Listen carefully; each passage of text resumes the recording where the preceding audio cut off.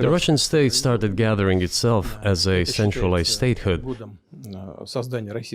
and it is considered to be the year of the establishment of the Russian state in 862, when the townspeople of Novgorod invited a Varangian Prince Rurik from Scandinavia to reign. He had just started, and a bunch of lies at once. Of course, there couldn't have been a Russian state at that time. The country with that name appeared almost 900 years later. Moreover, archaeology proves that there was no Novgorod in 862. The first settlements appeared there only 100 years later. The legend of Prince Rurik and Novgorod appeared much later in Kyivan chronicles, and it is nothing more than literature. Genuine historical sources speak of a different state and a different first prince, Igor, in the city of Kyiv. So Russia began to develop with two centers of power, Kiev and Novgorod. Substitution of concepts. The country of that time was called Rus, not Russia, and it had one capital city, Kyiv. The next very significant date in the history of Russia was 988. This was the baptism of Russia, when Prince Vladimir, the great-grandson of Rurik, baptized Russia and adopted Orthodoxy, or Eastern Christianity. From this time, the centralized Russian state began to strengthen. Again, a substitution of concepts. The country wasn't called Russia, but Rus, with its capital in Kyiv. The territories where Muscovite statehood would later be formed had nothing to do with Rus at that time. And the centralized Russian state began to strengthen. Why?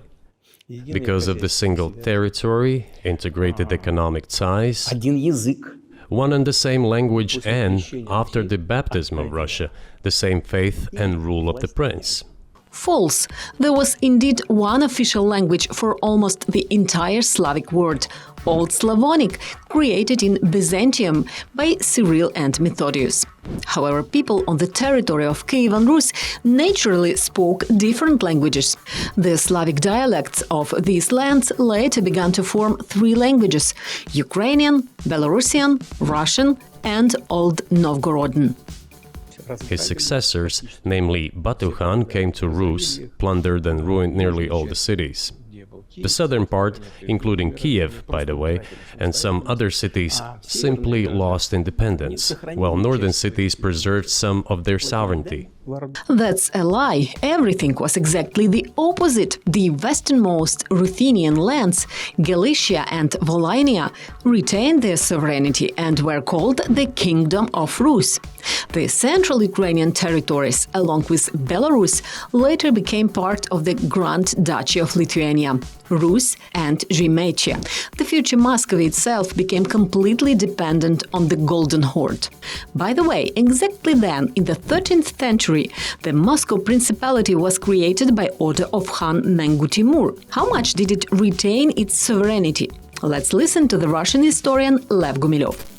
How independent northeastern Rus felt is evident from the fact that in 1248 the rightful heir to the Grand Duchy of Vladimir, Sviatoslav Vsevolodovich, brother of the deceased Yaroslav, who was confirmed to the throne by Batu, was expelled by Mikhail of Tver after reigning for less than a year.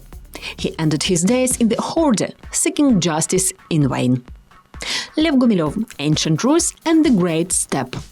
They had to pay tribute to the Horde, but they managed to preserve some part of their sovereignty.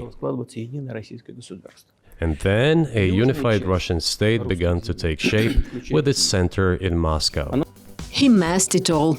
According to Putin, this is the second time that Russian statehood has been formed, and this time it's a bit more like the truth.